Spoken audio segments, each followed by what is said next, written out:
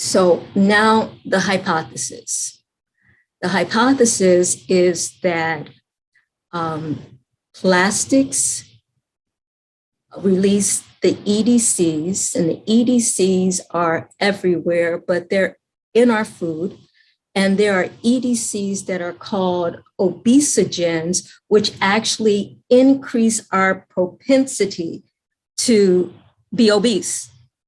And we know that the ultra processed foods have increased levels of added sugar, which increases obesity, which increases our risk for cardiovascular disease, which could increase our risk for maternal mortality. And this is a particular risk for pregnant women at risk. And who are the pregnant women at risk?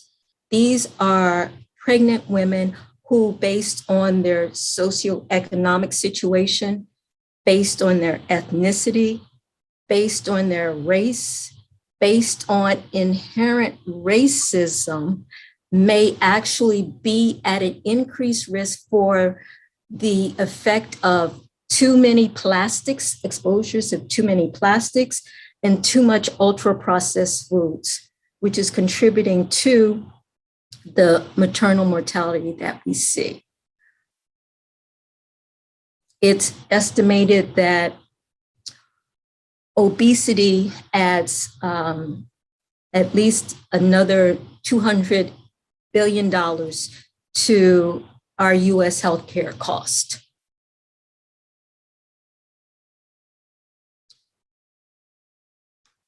And so it's kind of mind-boggling in that, could the answer be this simple? That what we need to do, we need to re-educate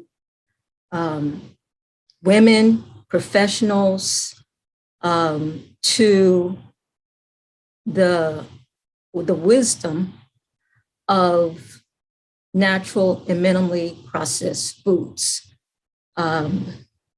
We know that these are not simple solutions, and I am not suggesting that it's easy, but we need to start somewhere.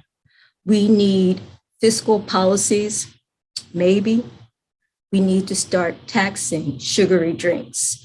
We need warning labels put on the front of packages, potentially to let people know this is an ultra processed food. We need to look at the food industry and see how we can reduce marketing of junk food and sugary drinks to our children and adolescents. So we need to restrict the ultra processed foods, the junk, the sugary choices that are in our school meal programs. We need to target and give subsidies and incentives to having healthy food options in grocery stores in underserved areas. It's been documented that there's a higher percentage of fast food eateries in Black communities compared to non-Black communities. It's been shown that we can make a difference, and that we need to give people options and not have them live in what's been classified as food deserts. And we need to consider, as a society, as a government, as individuals, as citizens, whether we want to subject food industries and beverages to a certain degree of regulation because of the concerns that we are experiencing as a result of what we are exposed to and what we're eating.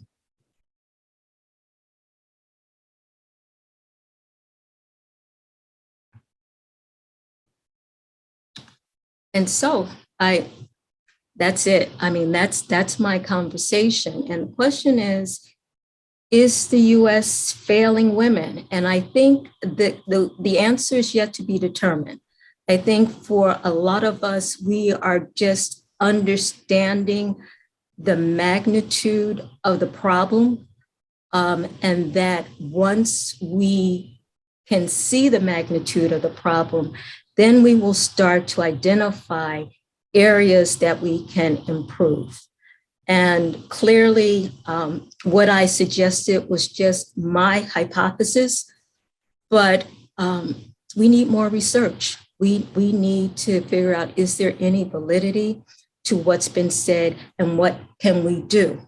And then the last thing I'd like to show is that for those that are interested in reading more or learning more, because I don't necessarily feel that I've done it full justice, highly recommended read on the Plastic Atlas, the food guide from the Ministry of Health in Brazil, and the Endocrine Society has put out Plastics, EDCs, and Health. And so people are aware. We just need to do better. Thank you.